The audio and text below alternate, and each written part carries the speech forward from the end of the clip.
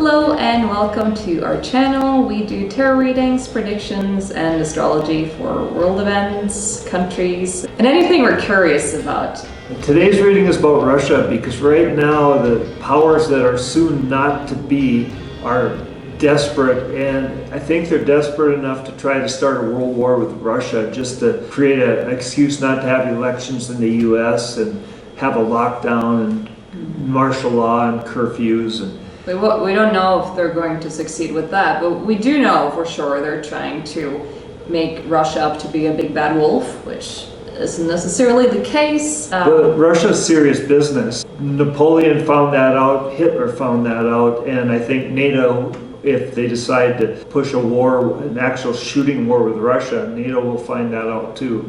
On another note, we have an exciting announcement. Next week, if everything goes as planned, we will be posting an interview with Max Egan, which perhaps many of you know, you should know. If you don't, you should find out about Max Egan. Max was a major influence for us for many, many years, and he started out making films in the early 2000s. He's an Australian musician, and he's just done some incredible work over the last 20 years. So make sure you don't miss that next week. And without further ado, let's get to the Russia reading. Let's start with the signifier, which is the Lovers. So I think that kind of confirms that Russia is not this big bad wolf. It is actually a place, a country that is very united. I think there is a balance of feminine and masculine energy there that you don't really find in the West anymore because of, certain politics and agendas. I've lost friends in Russia because let's put it this way, I've been suspicious of Putin as I am of anybody who's a politician. And Putin was a graduate of the World Economic Forum's Young Leadership Program. And with our boy Trudeau. with Trudeau. And a lot of people have been through that program. Tulsi Gabbard was in that program, and I just have a hard time trusting anybody that's got the stench of Klaus Schwab on them. But the people in Russia, my friends in Russia, are really behind Putin. And the root of the reading is the Ten of Cups. And that's very much a card of unity. And what's happening in Russia right now is built on happiness and contentment and family and unity. Russia fell apart terribly after Yeltsin replaced Gorbachev, and Yeltsin seemed to have been a puppet for the corporate oligarchy who just basically gave away keys to the oligarchs of Russia. And he was a drunken fool, but he was the CIA's drunken fool, and he brought Russia to its knees. He destroyed the family structure in Russia. Life was so horrible. I read stories about people the family was only able to eat because the mother would go out and resort to prostitution to truck drivers passing through and things like that. It was very, very rough time. And when Putin came back into power, he was a little bit brutal with the oligarchs. He put them in prison. Many of them just disappeared completely. But he got control of the country away from the corporate oligarchy, and the people of Russia appreciate what he did. And there's loyalty. Yeah. There's loyalty tied to this card, and it's like the cards are being very clear. This is the root of Russia as it is today, and the situation they're in. That's a completion when it comes to family, union, and their signifier, who Russia is, what Russia is the Lovers. So it's quite a beautiful foundation for the reading. That said, there are big challenges ahead. The period they're in is difficult already. We see that in the present moment, which is the Five of Pentacles, and has to do with less resources, more poverty. So it can seem that despite the fact that we think it's quite clear that Russia is winning the war in Ukraine, but it's also cost them a lot of money, probably more than it appears to have cost them. I think I've been told that the politically correct term is drag queen in charge of Ukraine right now. Oh, that guy. Yeah, let's just say his odds of defeating Russia are significantly less than Hitler's or Napoleon's were. And it didn't work out well for any of them. But there's no way Russia's going to lose this unless NATO puts ground troops in and fights an all-out world war against Russia. And that's not likely to end any better than when Hitler went into Russia. So they're going to win this, but it's taking tremendous resources from them. It's really wounding the country. Yeah, And that's inevitable during a war. And the overall situation is the moon, and this is bringing up a lot of trauma. So it's a very difficult time for Russia. Trauma and truth, right? Because everything is nuanced, even though they're loyal to their country and a lot of them are very loyal to their leader. I think they're still, it is nuanced, and I think a lot of secrets are coming to the surface, which will be kind of traumatic, inevitably. And we see in the astrological energies, we got the chariot, the warrior, modified by the Ten of Swords. So this is betrayal, yeah. This is not looking so good. You can't just like look at tarot cards and say there's war already. We're all wondering if we're going into World War III.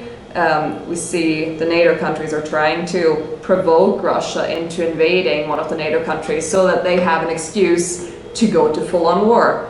And that might happen, hopefully not. The reptiles in charge of the Western governments, the people that the governments work for, they will resort to anything. I've actually had visions. This was 4 years ago. This was like 5 years ago. It was even before any hint that Russia was going to go to war with Ukraine. And I had a vision that there was going to be some sort of a false flag attack on the east coast of the United States. I saw something in the lines of like a nuclear explosion or something like that would be blamed on some enemy that would be used to unite us and drive us to war. Sort of like the collapsing towers on 9/11.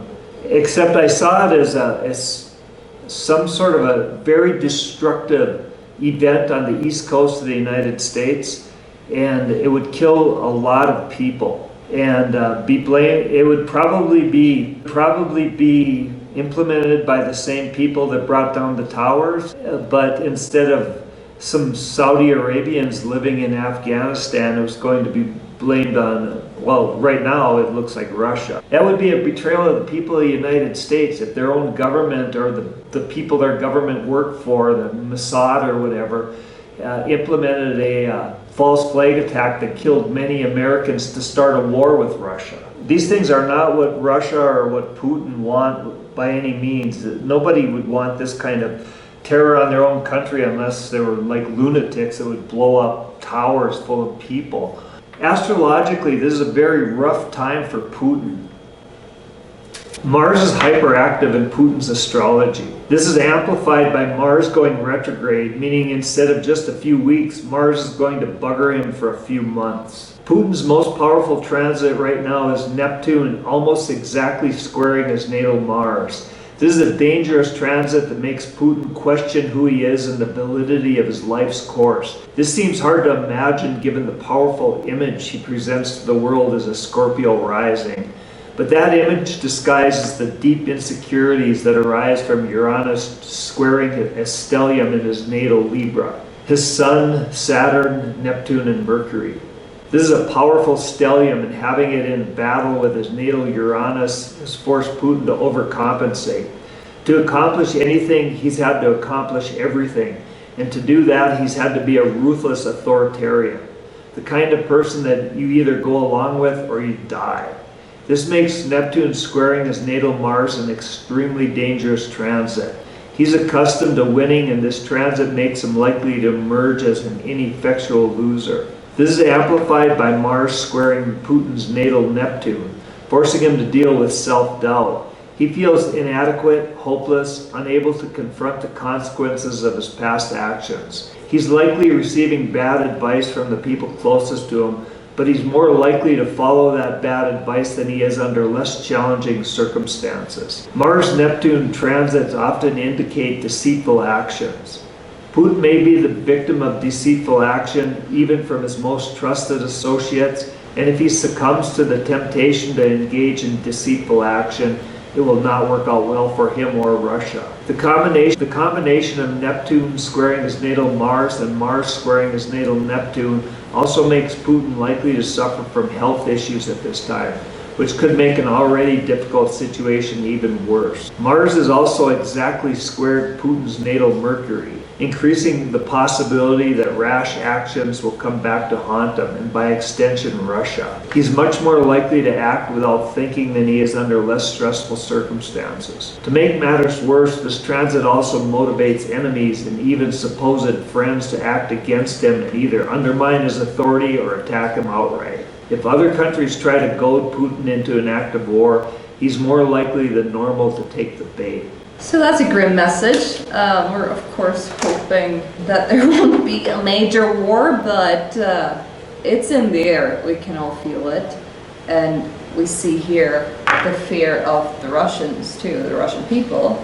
It's the sun, it's modified by the Nine of Pentacles. And this has to do with like losing joy. And I think it's also fear for their children and their comfort, right? Because there's very few things that are less comfortable than war, and I think they're feeling that. They're kind of feeling this was the root card, the Ten of Cups, and when put under major pressure and put under losing important resources, losing joy, losing their children's joy and their comfort and their material wealth. Yes. Putin's reign in Russia has been a time of prosperity and peace for the Russian people. After the hell of Yeltsin, Putin brought stability and comfort to the country, and they're very much afraid of losing that. And what they want is to kind of focus on what's been lost, because I bet just like everywhere else in the world, it might be less in Russia, I don't know, but they're still feeling that loss of a beautiful past. They're still feeling that sense of, oh, we're now moving into a period where there's a lot of this intensity, right? And there's more poverty, and there is a wanting to like focus on what's been lost. And the advice here is the Magician that you can create it over again. There are still resources available, and you need to take action towards using those resources wisely and rebuild. Use their energy to do something, and that's what the Gateway is saying. The Gateway is action. It's fierce action.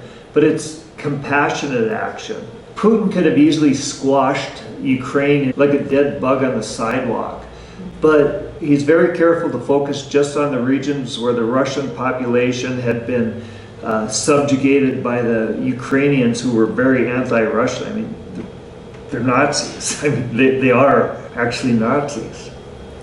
Yeah, this is action and ferocity, right? So that's what's needed. And we see in the psychological future that's going to be useful because we have the Seven of Wands, which I feel like it relates a lot to the Chariot because it has to do with being in a battle but having the upper hand, being a bit caught off guard. So I think what's coming ahead, as worried as I'm sure people are, it's going to be a bit of a surprise regardless, because I think people deep down always hope that things will kind of calm down and blow over. So it will be a bit of a surprise of how hard it will be, but Russia's still got the upper hand.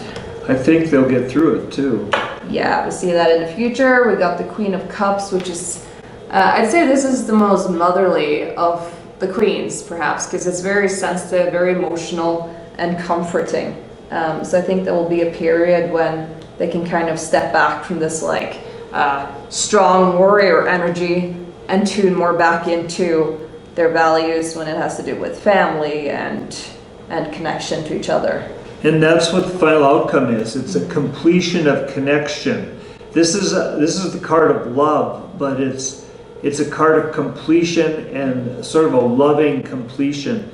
So it's like, it ties in well with the Lover's card. It's the Russian people coming together and reuniting around their values. At the same time, they'll still feel quite bruised. This is the Nine of Wands. It is the Wounded Warrior. It keeps on popping up, and I think this is just how people in the world feel right now. They're exhausted, and they have a bit of a fight left in them, but they need a break. So even though this is completion, I think it will still take some time to recover from what's ahead, because it's going to be a battle. That's just inevitable, and we can see that it's not just going to blow over. So overall, rough times ahead, a good strong foundation. There's a lot of fear among the people now, which I'm sure is true for most countries, except from certain countries where people have their head in the sand, such as mine. But yeah, I don't want to say that there will be more war, but it looks like it, unfortunately. For Russia's sake, it's going to work out well, but they'll be pretty bruised by the time it's done. And it will be, well, I think we'll all need some years to just recover and come back to our centers and our value systems. Last year we did a reading on the drive to World War III, and we didn't think that the reptiles our government works for would be able to sell us on going to war, and I don't think they will. That doesn't mean they won't try. There's many versions of war too. We see fifth generation warfare as we speak, and I think that's a big part of it. It's not just about the physical war, it's more about like the fear around nuclear weapons, the separation that is happening, and the war on information. And it's not looking like it's just going to blow over overnight. It's going to take a little bit of time. The biggest danger is that the NATO countries, the countries that are toadies to the US and Israel, are going to pull out all stops to start a war. Our biggest danger doesn't come from Russia. Our biggest danger comes from our own governments. And I think it's up to us to not let them do this. We have to put a fork in those bastards. Next week, we're not going to be doing a tarot reading. We're going to be interviewing Max Egan, which I'm really excited about. Max has been a major influence on our lives. And we're scheduling a few more interviews to do to include with our tarot readings, because right now our tarot readings are kind of coming up similar for everything. It's like the world situation, our cards are saying, yeah, it's crazy. We're going to hell, but it's fine. Yeah, Okay. it's like, I mean, there's good advice here, but at this point right now, we think we could do as much good by talking to some people that have been researching this, that know more than we do about these subjects, and instead of just talking to our cards. And we're starting with Max Egan. We hope you watch next week's video. We hope you enjoyed this one. Get a reading from us, either tarot reading or astrology or both, and comment if there's something you'd like us to do a reading about. Our cards would very much like to talk to some human beings instead of tell us more stories about the reptiles that are trying to destroy this planet. Thank you for watching, and we hope to see you in our next video.